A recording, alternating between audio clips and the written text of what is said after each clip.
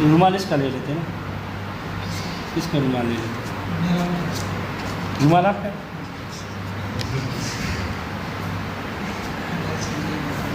نظر کے مسئلے میں کہا کہ اگر کوئی آدمی نظر مانے اور یہ کہ للہ علیہ ان اصوم رجبا، اور اس سے صرف یمین کی نیت کرے، کس کی نیت کرے؟ یمین کی نیت کرے، تو یہ نظر بھی ہے اور یمین بھی ہے، نظر بھی ہے اور یمین بھی ہے، تو یہی جمع بین الحقیقت والمجاز ہے، کیونکہ للہ علیہ صوم رجبا،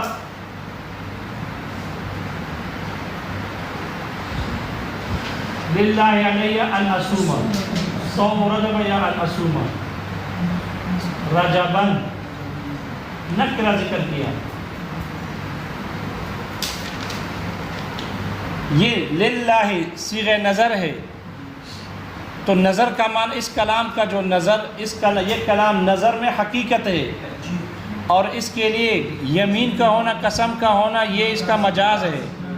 آپ لوگ کہتے ہیں جو اس طرح کے کہے للہ علیہ نصوم رجبا، تو اور دونوں کی نیت کرے،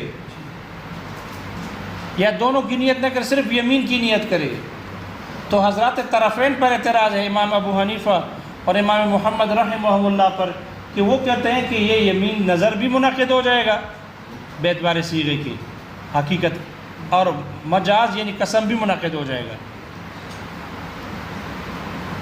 تو یہ جو جمع بین الحقیقت والمجاز ہے، یہی تو جمع بین الحقیقت والمجاز ہے۔ پتہ ہے کیسے جمع بین الحقیقت والمجاز ہوگی؟ مصنف کہتے ہیں، شارح کہتے ہیں، یہاں مصنف ہے اس مثال میں رجبن کو نکرہ ذکر کیا، کوئی بھی رجب، غیر منصرف نہیں، منصرف بن گیا، کوئی بھی رجب ہو۔ اب کوئی بھی رجب قسم کھائی تھی 15 سال بالغ ہونے کے بعد، اور کوئی بھی رجب ہے، تو اس رجب سے کون سا رجب ہوگا؟ جی، جب تک زندہ ہے، جب تک زندہ ہے ہر رجب رجب ہو سکتا ہے، اس لیے اگر وہ 100 سال کی عمر میں بھی رجب کے روزے رکھ لے گا تو قسم پوری ہو جائے گی نہیں ہو جائے گی؟ نظر پوری ہو جائے گی، کیونکہ نظر معین نہیں ہے، غیر معین ہے، نظر مطلق ہے، ثمرہ ظاہر نہیں ہوگا۔ شارح کہتے ہیں ثمرہ ظاہر نہیں ہوگا، کیوں؟ اس لیے کہ جو آخری عمر میں بالکل 100 سال کی عمر ہے، سانس نکل رہا ہے، اب ہم کہہ سکتے ہیں کہ اب یہ روزے نہیں رکھ سکتا، تو پھر اس پر کیا ہو؟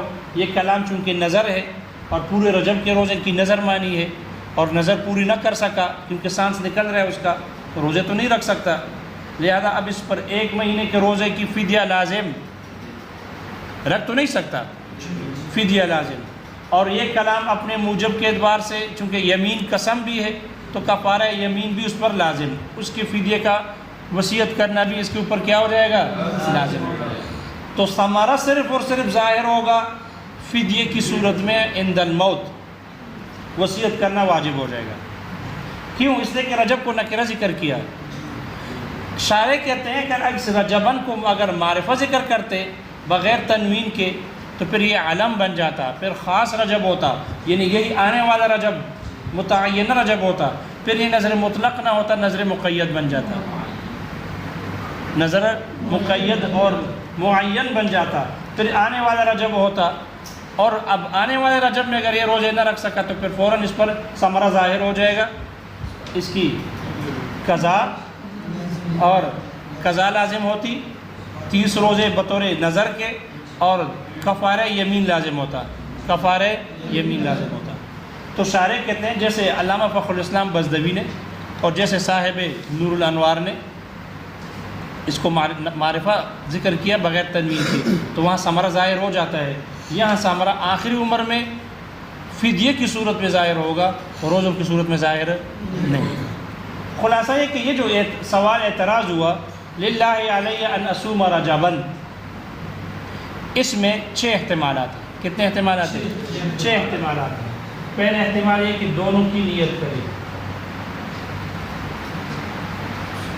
دونوں کی نیت کرے، نظر کی بھی کرے اور یمین کی بھی کرے، دونوں کی نیت ہو۔ دوسری صورت یہ کہ دونوں کی نہ ہو، دونوں نہ ہو۔ تیسری صورت یہ ہے، پہلے چونکہ نظر حقیقت ہے اس کا، تو پہلی صورت لے لو. تیسری صورت یہ کہ نظر ہو اور یمین کا خیال بھی نہ ہو. نظر ہو، نظر کی نیت کرے اس کلام سے، اور یمین کا خیال بھی دل میں نہ گزرے. اب دوسری یمین لے لو. یمین ہو اور نظر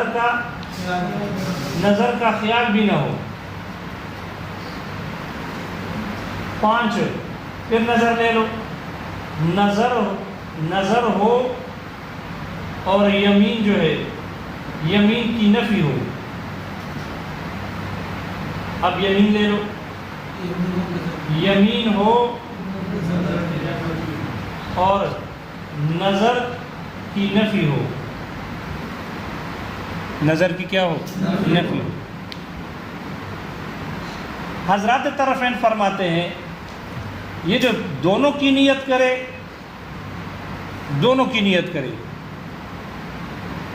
تو اس دونوں کی نیت کرنے کی صورت میں دونوں لازم ہو جائیں گی، کیونکہ یہ کلام قسم بھی ہے اور یہ کلام نظر بھی ہے. اس لیے دونوں کی نیت کرنے کی وجہ سے دونوں لازم ہوں گے، نظر بھی لازم اور یمین بھی لازم. اور جو چوتھی صورت ہے کہ یمین ہو اور نظر کا خیال ہی نہ ہو، چوتھی صورت میں. اور پہلی صورت میں طرفین حضرات فرماتے ہیں کہ ان میں دونوں لازم ہوں گے. اور یہاں ہمارے پاس جو مسئلہ ذکر ہے، مصنف نے ذکر کیا کہ کلام کو ذکر کیا ہے عبدالغفور، کلام ذکر ہے اور یہاں صرف یمین کی نیت کی ہے، نظر کی نیت نہیں کی ہے. یمین کی نیت کی ہے اور نظر کی نوابہ الیمینہ، صرف یمین کی بات ہے، یمین کی نیت کی ہے تو یہ نظر بھی ہے یمین بھی ہے. اسی طرح جب دونوں کی ہے تو پھر وہاں تو پھر اتفاق ہوگا طرفین کے نزدیک. لہذا طرفین کے نزدیک پہلی اور چوتھی صورت میں یہاں یمین و نظر دونوں ہیں، تو اعتراض بھی طرفین ہی پر ہے کہ یہ کیسے یہاں پر تم یمین بھی لیتے ہو. ہمارے پاس متن کا مسئلہ سوال اس میں ہے، اس میں نہیں ہے کہ دونوں کی نیت ہو. ٹھیک ہے، یہاں مسئلہ ہے کہ جب یمین کی نیت کی ہے، نظر کا خیال بھی دل میں نہیں گزرا، تو پھر اس سے صرف یمین ہی ہونا چاہیے تھا، جیسے امام ابو یوسف رحمہ اللہ اس بات کے قائل ہے. لیکن یہاں پر طرفین حضرات کہتے ہیں یمین بھی ہے اور نظر بھی ہے. اعتراض طرفین پر ہے جمع بین حقیقت والمجاز کا. اس کا جواب یہاں مصنف نے دیا کہ اس مسئلے میں جو یمین اور نظر دونوں لازم آ رہے ہیں وہ اس وجہ سے ہیں کہ یہ کلام اپنے صیغے کے اعتبار سے یہ نظر ہے اور اپنے موجب اور مقتضا اور حکم کے اعتبار سے یہ قسم ہے. یہ کیا ہے؟ اس لفظ اس کلام کا حقیقی معنی نظر ہے، یہ حقیقت ہے. اور جو یمین ہے یہ وہ مجاز نہیں ہے، یمین مجاز بلکہ یمین تو اس کلام کا موجب اور مقتضا ہے. تو اس کلام میں حقیقت اور مقتضا جمع ہو گئے ہیں. اس کلام میں حقیقت اور موجب جمع ہو گیا ہے، نہ کہ حقیقت اور مجاز ہے. حقیقت اور مجاز جمع نہیں ہے بلکہ حقیقت اور موجب ہے، مقتضا ہے. یہ بات سمجھ میں آئی؟ جب حقیقت اور مقتضا جمع ہے، موجب جمع ہے، نہ کہ مجاز، تو اس کو جمع بین حقیقت والمجاز کا اعتراض بھی درست نہیں ہوگا. یہ بات سمجھ میں آ گئی؟ اور اس کلام کا موجب قسم ہے. وجہ یہ ہے کہ اس کلام کی وجہ سے ایک مباح چیز حرام ہو جاتی ہے، ایک مباح چیز واجب ہو جاتی ہے. کیا ہو جاتی ہے؟ دیکھو للہ علیہ ان اصوم رجبا، صیغۃ و نظر کا ہے تو یہی تو حقیقت ہے. اور رجب کے روزے پہلے مباح تھے، مرضی ہے روزہ رکھ کے نہ رکھے. اب جب اس نے کہہ دیا ان اصوم رجبا تو اب وہ مباح روزے کیا ہو گئے؟ لازم ہو گئے، واجب ہو گئے. اور مباح کو واجب کرنا یہ قسم ہے، مباح کو واجب کرنا یہ قسم ہے. ایسا ہی قسم ہے جیسے کہ مباح کو حرام کرنا قسم ہے، جیسے کہ مباح کو حرام کرنا قسم ہے. آپ علیہ الصلوۃ والسلام نے ایک مرتبہ حضرت مارے قبطیہ رضی اللہ عنہ یا شہد کو اپنے اوپر حرام کیا تھا، آپ نے اپنے اوپر حرام کیا مارے قبطیہ کو، اور یا دوسرے روایت میں آتا ہے کہ مارے قبطیہ رضی اللہ عنہ نہیں تھی بلکہ شہد آپ نے کھائی تھی، تو ازواج نے پھر مشورہ کیا کہ کیونکہ دوسرے کے گھر میں کھائی تھی، دوسرے کے گھر میں شہد کھائی، ازواج کو پتہ چل گیا جس کی باری تھی، تو انہوں نے کہا کہ یہ کیا، آپ کے منہ سے تو مغافیر کی بو آ رہی ہے۔ مغافیر ایک بدبو قسم کی چیز ہے جس کے کھانے سے منہ سے بدبو آتی ہے، تو انہوں نے کہا کہ آپ کے منہ سے تو مغافیر کی بو آ رہی ہے، تو آپ نے فرمایا کہ نہیں، میں تو شہد کھایا ہے۔ پھر آپ نے بہرحال اپنے اوپر شہد کو حرام کیا کہ میں پھر شہد نہیں کھاؤں گا، یا جیسے بعض روایت میں آتا ہے کہ مارے قبطیہ کے ساتھ وہ صحبت کی تھی، پھر اپنے اوپر اس کو حرام کر دیا، تو اس کی بنیاد پر اللہ نے کہا کہ لم تحرم ما احل اللہ لک، لم تحرم، مارے قبطیہ کے ساتھ صحبت بھی مباح تھی اور یا شہد کھانا بھی مباح، اب اس نے ان کو اپنے اوپر حرام کر دیا، تو مباح کے حرام کرنے کو اللہ نے تعبیر کیے لم تحرم ما احل اللہ لک قد فرض اللہ لکم تحلۃ ایمانکم، معلوم ہے یہ آپ نے حرام کرنے کی وجہ سے مباح کو اپنے اوپر حرام کر دیا، تو یہ قسم ہے، اس لیے تو اللہ نے کہا قد فرض اللہ لکم تحلۃ ایمانکم، اللہ نے تمہارے لیے قسم کے کھولنے کو مقرر کیا کہ تم اپنے قسم کو کھول دو، یعنی قسم توڑ کر وہ کفارہ دے دو۔ معلوم ہوا مباح کو حرام کرنا قسم ہے، یمین ہے، تو جیسے مباح کو حرام کرنا یمین، اسی طرح مباح کو واجب کرنا بھی کیا ہے، یمین ہے۔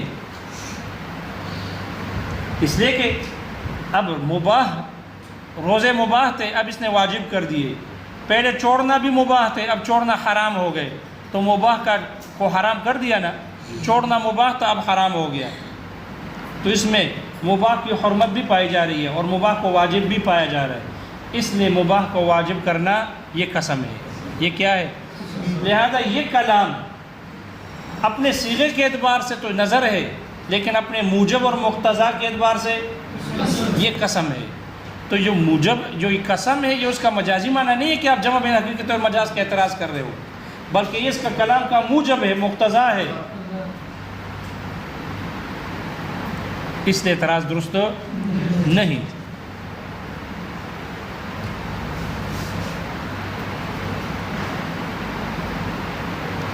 لہذا اس کلام سے جو نظر لازم ہو گئی ہے وہ صیغے کی وجہ سے ہے، بغیر ارادے کے۔ اگر یہ یمین موجب ہے، حقیقی معنی تو نہیں ہے نا، حقیقت تو یہ نظر ہے، لیکن جو یمین ہے قسم یہ موجب اور مقتضا کے طور پر ہے، حقیقی معنی نہیں ہے، تو پھر مجاز ہوگا، جب حقیقی معنی نہیں ہے تو پھر کیا ہوگا، مجاز ہوگا۔ لہذا نظر جو ادھر اس کلام سے لازم آ رہی ہے وہ تو صیغے کی وجہ سے، اس کا تو ارادہ ہی نہیں کیا، دیکھو نیت تو صرف یمین کی ہے، اور نظر کا تو خیال ہی نہیں آیا، تو وہ نظر جو اس کلام کے ساتھ لازم آ رہا ہے وہ صیغے کی وجہ سے ہے، بغیر ارادے کے، اور یمین جو اس کلام سے لازم آ رہا ہے وہ نیت کے ساتھ ہے، کلام کے موجب ہونے کی وجہ سے ہے۔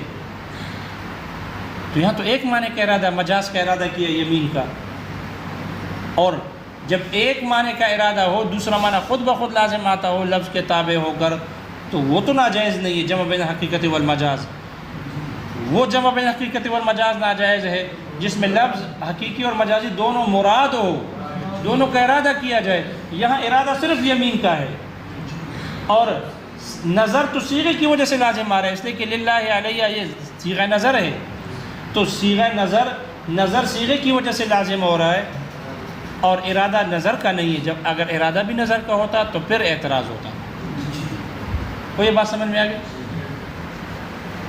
البتہ ایک اشکال ہے، اشکال یہ ہے کہ اگر یہ قسم اس کلام کا موجب اور مقتضا ہے، تو جو کلام کا موجب اور مقتضا ہوتا ہے وہ بغیر نیت کے بھی ثابت ہو جاتا ہے، اس کے لیے نیت کی ضرورت نہیں ہوتی، اس کے لیے نیت کی ضرورت نہیں ہوتی، اور آپ یہاں نیت کرو گے تو ہوگا وگرنہ نہیں ہوگا، نیت کرو گے تو قسم لازم آئے گا، اگر نیت نہیں کرو گے تو قسم لازم نہیں ہوگا۔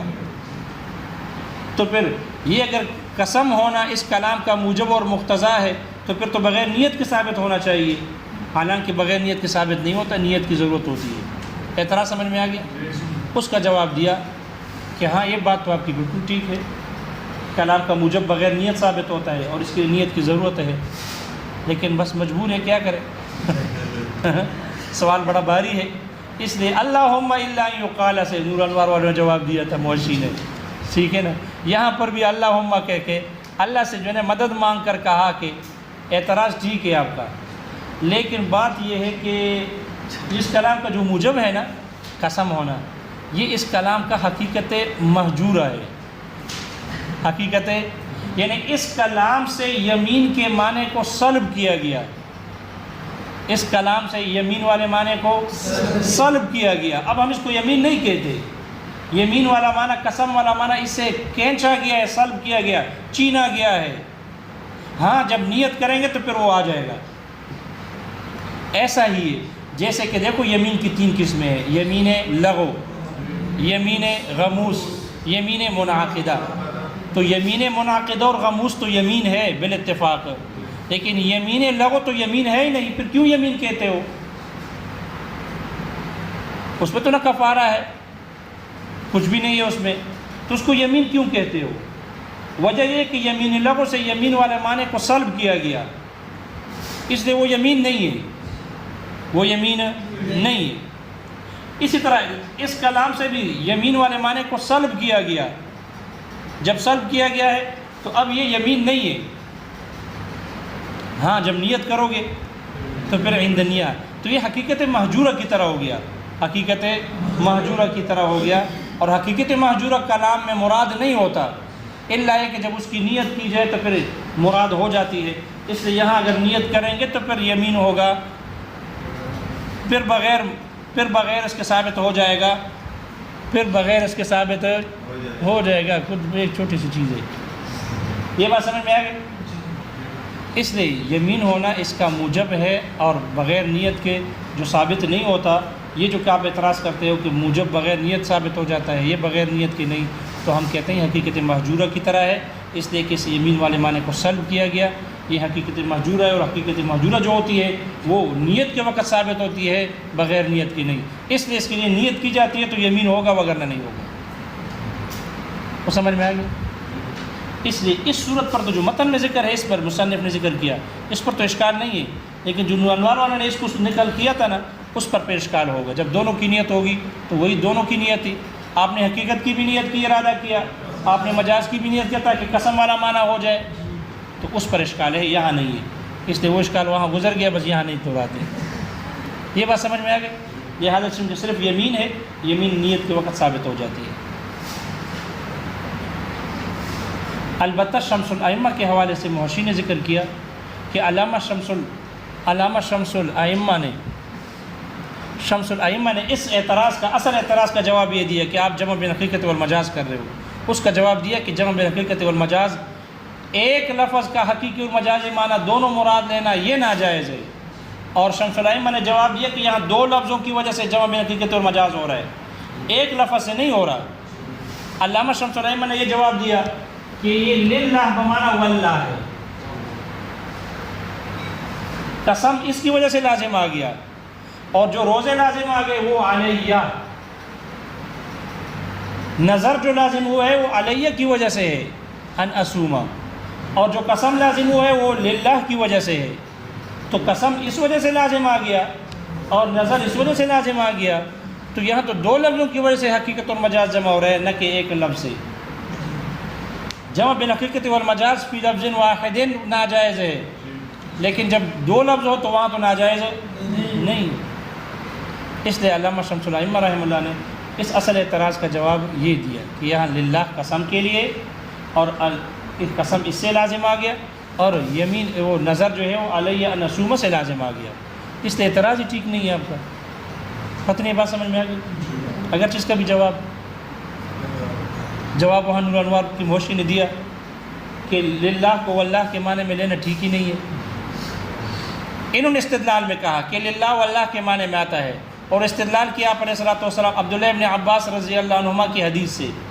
عبداللہ ابن عباس رضی اللہ عنہما کی روایت ہے، وہ فرماتے ہیں کہ للہ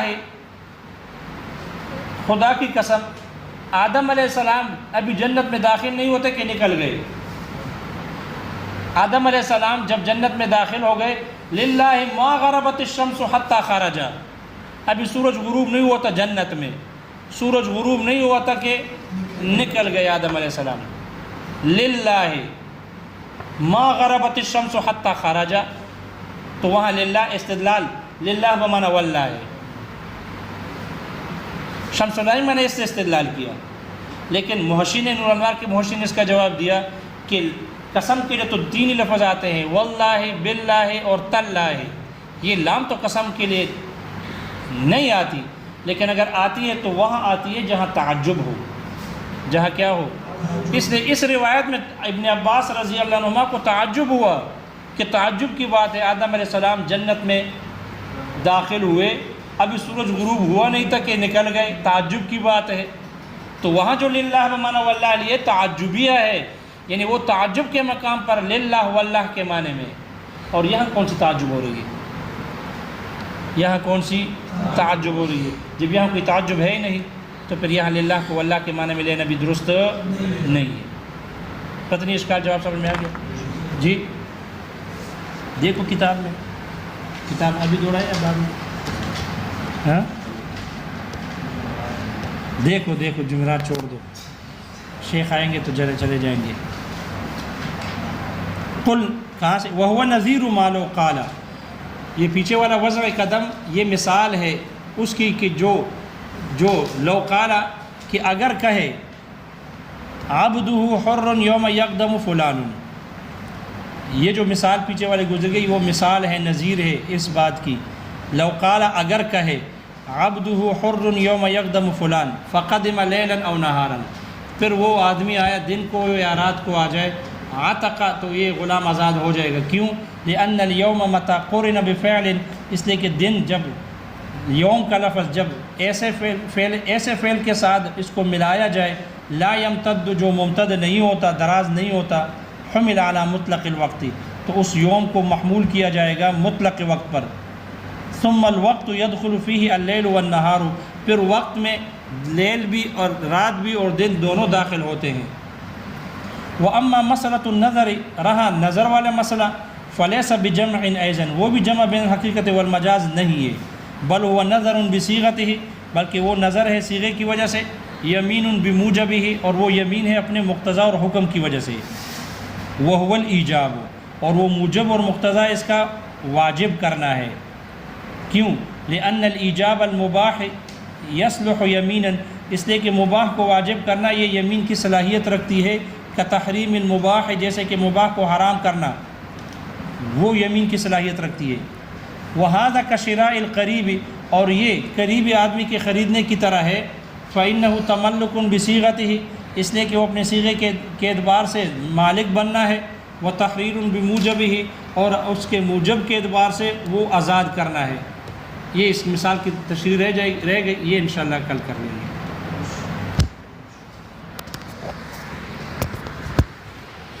السلام علیکم.